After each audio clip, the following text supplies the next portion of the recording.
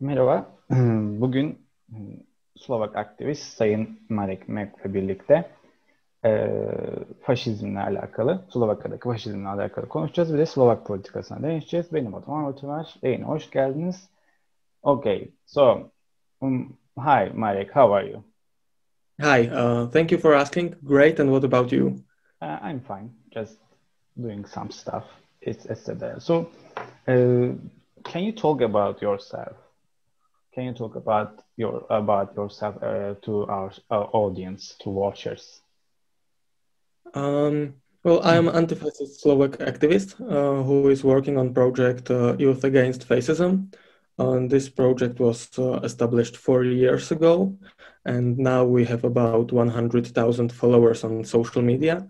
And the main aim of this initiative is um, to force young people to think about far-right extremism and to fight against that, to don't vote far-right extremists and things like that.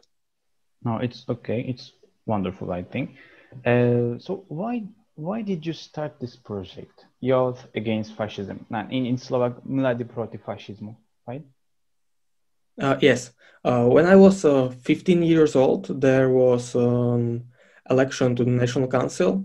It was in March 2016. And a far-right political party got into parliament in Slovakia, mostly because of votes from young people. And a lot of people were angry. They didn't understand it, why young people vote far-right extremist party, which often talk about fascist Slovak state during the Second World War. And I just didn't want to be angry, but I wanted to do something with that. So I decided that I will create a web page where was almost all of the main informations about this party, about fascism in the history and fascism now. And I also created a Facebook where I posted these articles. And during the time, there was also Instagram, and I started to post there not only articles from this side, but posts about fascism generally. So this is what I'm doing right now. It's better. So have you ever been afraid of to start this project? Did you have any suspicious or any struggles? I wasn't ever afraid. I had quite a big support from other people or other activists here in Slovakia. There was a few people who helped me with starting this project. There was also hate in the beginning, and also now there's a lot of hate. But hate is hate could mean for me also something positive, because if people I'm fighting against are angry, then it means that the thing I'm doing is okay and probably good, because if they will be happy, then it means that somewhere is problem. Right, it's okay. So if they hate you, you achieve something. So Yes, if they hate me, I know that the stuff I'm doing is okay. okay, so they have to be afraid of you, actually. I want to say that. So, what are any other difficulties? So, did you face any difficulties? Probably the biggest problem is to create a way of communication that will interest young people. Because as I mentioned in the beginning, when I started this project, it was mainly about articles on web page mladiprotifašizmu.sk. But the problem with that was that there isn't a big group of young people who wants to read long articles about something that happened in the history, for example. So I had to think about ways how to interest them, or how to interest a bigger group of young people. And the the solution for that is what we are doing right now, and that are short posts, usually 1 or 2 sentences with a picture, and we are posting this on social media, where young people spend most of their free time, and that was probably the good thing we created, because as I mentioned, now we have about 100,000 followers, and there isn't I don't know about any other anti-fascist project focused on young people in Slovakia, which has so big follower base. Yeah, you have many followers. It's Yes. the same. Yeah. Why did do you? How can I say? So, what are your plans? What you gonna do in the future? Well, some people ask me if I want to be a politician. The answer is that I don't know. Now I'm trying to do my best in the activist way, trying to make the initiative better and bigger. We are also working on other initiatives like Youth for Climate, Duhy.sk, or Rainbows.sk. This is the biggest social network for LGBT people in Slovakia, and also News for Young People, which is Instagram profile, which is collecting information from politics and trying to explain it in a way understandable for young people. So these are also our other projects we are working on, and the thing I'm trying to focus now is to make these projects as good as possible. Oh, it's better. So you have a really hard job. So you have to understand young people thoughts. You are young, so it's not easy for you, I think. So you have to understand them, and you have to give answers for them. So that's the project, the main project, I think. I think that the fact that I'm young is making it easier for me, because I'm able to think like other young people, and then it's sometimes easier to find a way how to interest them. Yes, it's the fact that it's mostly about trying to understand the situation and then share it in the way that will interest other young people. Okay, so do you have any interactions between them? For example, panels or gatherings or protests, or do you go out and reach them? Or distribute brochures? Now it's worse because of the pandemic situation, which is really bad in Slovakia these days. Yes, for example, before the elections to the National Council last year, in February 2020, there was protests. Some of them we joined, and there was one which we organized. There were also discussions. For example, I had a discussion with young woman. Her name is Livia, and she's opposite of me, I would say.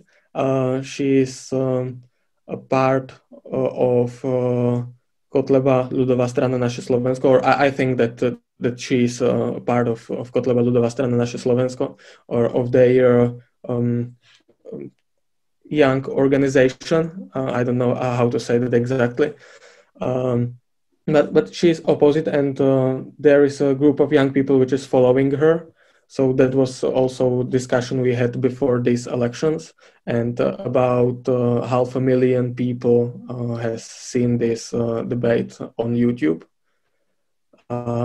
So there are also other things that I'm doing with this project. There were also discussions on schools. So it's not only about the online things, but mostly about them.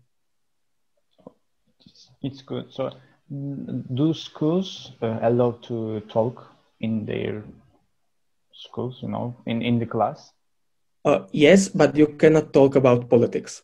You can talk about extremism, you can talk about the history, you can talk about how young people can think about politics, but you cannot say that you can't vote someone because of something. It just have to be a politics. Oh, okay. Thank you. I understood. So, what you mentioned coronavirus, COVID situation. So, how is in Slovakia? Did they started to vaccinate people? A few days ago, we had the worst number of people dying for COVID-19 per million people in the world. So the situation here in Slovakia is really bad. There is about 100 people a day who dies on coronavirus, and we are only 5 million country. So we are in lockdown now. We are in lockdown since 1st of January, and the situation isn't going to be good in a short time, or I think that it isn't going to be good in a short time. So your government, Slovak government, buy any vaccines, any medicines from Pfizer or AstraZeneca or anything else, or China or Russia? Yes, we have enough vaccines, or I would say there is a system in the European Union where every country in European Union has the same amount of vaccines per million people. So it's equal in all countries. And we are vaccinating really fast. The only one problem is that we have the same amount of vaccines as the other countries per million people, but it still isn't enough, because if we will have more vaccines, we will be able to vaccinate quicker. But I think that we are the third quickest vaccinating country in the European Union. Cool. That's better. Maybe it's because you have, small amount people, population. Maybe because of that. So, I want to talk about Slovak politics. If you want to talk too. Okay. Yes, it's okay for me. So what are your thoughts about Slovak politics right now? Do you have any opinion for them? Right now, the situation in Slovak politics is really bad and difficult. We have anti-corruption government after 12 years of another politics era, I would say. But because of the COVID-19 situation, they are in a really bad situation right now. And even if they are anti-corruption, and people see that the things are changing, for example, in the police, and that the situation with corruption is going to be better. They aren't satisfied with the government because of the COVID-19 situation here in Slovakia. So that's the situation we have here right now. Then we have also far-right extremist party in National Council. They had, I think, about 7% support from the voters. So it's not easy, the situation in Slovakia right now. Okay. So is Slovakia pro-EU right now or Eurosceptic? Excuse me, I didn't understand. So the Slovakia is going to be pro-European Union supporter, or they look like we are Eurosceptic and we just don't want to connect each other messily? Yes, I understand. People are divided into two groups. They are probably about the same size, but our actual government is pro-European. I am also pro-European. I like the idea. I like the way how the European Union works. But there are also people which are anti-European, and they don't want Slovakia to be part of European Union. So it's, as I said, people are divided into two groups. We had maybe a week ago a problem that our prime minister bought vaccines from Russian Sputnik, which isn't allowed by European Medical Association. I think it's called like this. So this was a problem here in Slovakia, and that's also a problem that our government is facing right now. So I don't know what more to say about this.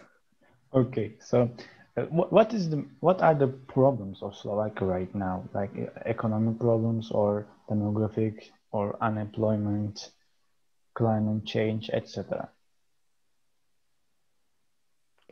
I think that the biggest problem is that our society is divided.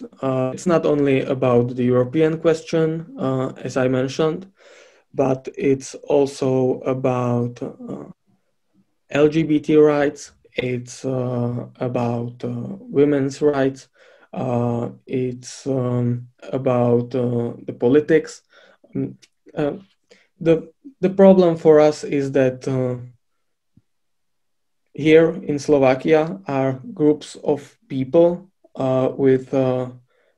and every of these groups has a different opinion about something, and these groups aren't talking about these things together. So this is in my opinion the problem we are facing right now. Okay, it's really big problem also in Turkey. We don't talk each other that much. We just close the doors, close the communication doors. It's really bad. So, how do you want? I want to ask you about Slovak parties. There is a rising right now. There is a Hlas party. I think I read. Yes, true, and they are rising really fast. Now, according to polls, they got 23% right now. It's big, I think. So, what do you think about them? Hlas party was, the chairman of Hlas party, Peter Pellegrini. He was a prime minister for 2 years before elections in March 2020. And before that, he was part of political party called Smer Social Democration. And they were the biggest political party in Slovakia for a really long time. After Jan Kuciak, I forgot how to say it. Okay. When someone writing an articles about something, mention something. He's moment. I will translate it. Okay. Wait a moment.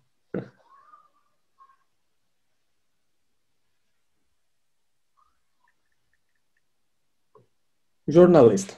Journalist. Okay. Okay. After Jan Kuciak, journalist here in Slovak Republic, was killed in 2018. Excuse me? Why he died? Why he killed? Because he was investigating journalist, and someone didn't like his job, and there there were big anti-government protests in 2018 when Smer Social Democration was the biggest political party here in Slovakia. And then Prime Minister Robert Fico decided that he will put a demission, that it's the end of his prime minister. He won't be prime minister in the next then, election. and he switched his position with Peter Pellegrini from the same political party. And after elections in February of 2020, when Smer wasn't the biggest political party anymore, they got only, I think, about 15%. I'm not sure, but it was only about 15%. While, for example, in 2012, they got the support of about 40%. Then the Peter Pellegrini, who was prime minister from 2018 to 2020, decided that he will create his own political party called Hlas. So the words Hlas and Smer are a bit similar. And the parties are also a bit similar. For some people, there are the same parties, but just divided, so they can say that it's something new. So this is the situation with that. So is Hlas promising? So do you think they will win the next election? Well, it's hard to say because the next election are probably going to be in 2024. But as I mentioned, the situation here in Slovakia with politics and with the government is really bad. So there can be situation that the elections will be, for example, next year.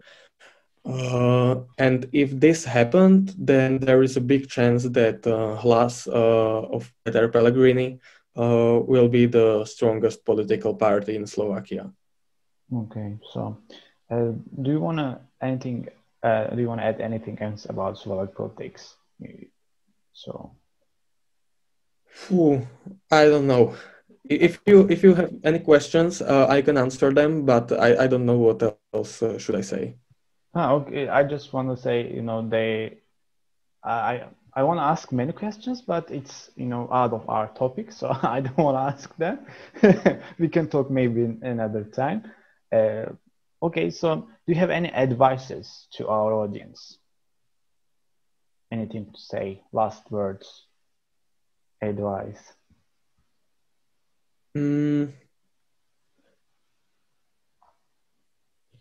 When someone asks me that, I usually say that, for example, if we don't like something, we don't just have to be angry, but if we have option to change this, then we can, or we should try to do it. And if people or the audience don't like something, then they have probably a great option to be the first one who will solve that. So this is what I would like to say. I don't know if I said it correctly, but I tried to. Yeah, you said correctly. You said like, don't be angry, just change it. So yes, just don't stand, be active, move. Yes. Actually, you are not a tree, you should move. I think that's the best summary of this. So I want to say thank you. It was really good. I learned many things and I too take notes. You're welcome, and thank you also. So see you next time, maybe, probably in Slovakia, or you can come in Turkey and we can do any other thing. It's in Turkey, politics is very famous. Everybody talks. So you are free to come here and talk politics. It's easy to talk. So thank you very much. Take care of yourself and see you again. You're welcome. See you. See you.